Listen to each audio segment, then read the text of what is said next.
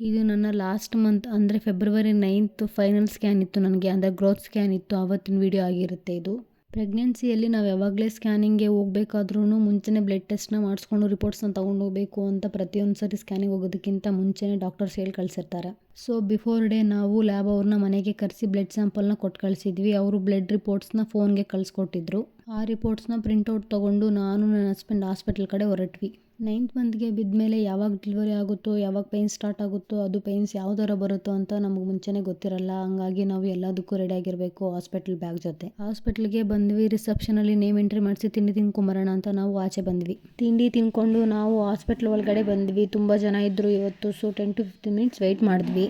ಇವಾಗ 9th month ಆಗಿರೋದ್ರಿಂದ ಇನ್ನೇನು ಡೆಲಿವರಿ ಕೂಡ ಆ ಥರ ಇರುತ್ತೆ. ಹಾಗಾಗಿ ಹಾಸ್ಪಿಟ್ಲಲ್ಲಿ ತುಂಬ ಹೊತ್ತು ವೆಯ್ಟ್ ಮಾಡೋಕ್ಕೆ ಬಿಡಲ್ಲ, ಬೇಗನೆ ನೋಡಿ ಕಳಿಸ್ತಾರೆ. ಸ್ಕ್ಯಾನಿಂಗ್ ಟೈಮಲ್ಲಿ ಒಂದಷ್ಟು ಫಾರ್ಮಾಲಿಟೀಸ್ ಇರುತ್ತೆ, ಅದನ್ನೆಲ್ಲ ಫಿಲ್ ಮಾಡಿಸ್ಕೊಂಡ್ರು ಹಾಸ್ಪಿಟ್ಲಲ್ಲಿ. ನನಗೆ ಈ ಗ್ರೋತ್ ಸ್ಕ್ಯಾನ್ ಮಾಡೋ ಅಷ್ಟೊತ್ತಿಗೆ 37 weeks 2 days ಆಗಿತ್ತು. ನಂದು BP ವೆಯ್ಟ್ ಎಲ್ಲ ಚೆಕ್ ಮಾಡಿದ್ರು, ಎಲ್ಲ ಕರೆಕ್ಟಾಗಿತ್ತು ಅಂತ ಹೇಳಿದರು. ಆ್ಯಂಡ್ ಈ ಸ್ಕ್ಯಾನಿಂಗಲ್ಲಿ ಬೇಬಿ ವೆಯ್ಟು ಪೊಸಿಷನ್ ಎಲ್ಲ ಕರೆಕ್ಟಾಗಿ ಇದೆ. ನಾರ್ಮಲ್ ಡೆಲಿವರಿ ಆಗುತ್ತೆ, ಟ್ರೈ ಮಾಡ್ತೀವಿ, ನೀವು ಪೈನ್ಸ್ನ ತಡ್ಕೋಬೇಕು ಅಂತ ಹೇಳಿದರು. ಆ್ಯಂಡ್ ಸ್ಕ್ಯಾನಿಂಗಲ್ಲಿ ಎಲ್ಲ ಕರೆಕ್ಟಾಗಿದೆ, ಏನೂ ತೊಂದರೆ ಇಲ್ಲ, ಆರಾಮಾಗಿರಿ, ನಾರ್ಮಲ್ ಡೆಲಿವರಿನೇ ಆಗುತ್ತೆ ಅಂತ ಹೇಳಿದರು.